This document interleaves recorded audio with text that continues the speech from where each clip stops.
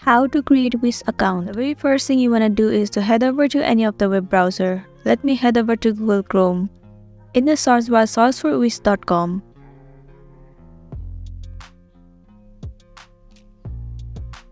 It will land you on the official page of Wiz. At the top right corner, you'll find the option of sign in. Tap on it. And then head over to the section of sign up. It will land you on the page where you'll get to create your Wiz account.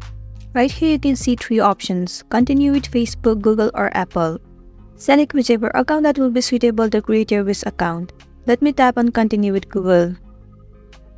Select the specific account in which you want to create your Wiz account. You need to wait for a while.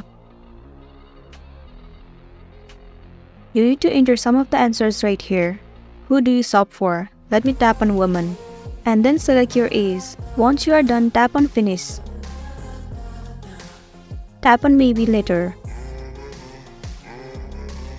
And there you go, your Wiz account has been created successfully. So that's it, and this is simply how you can create your Wiz account. I really hope this video is going to be helpful for you. Thank you for watching it till the end.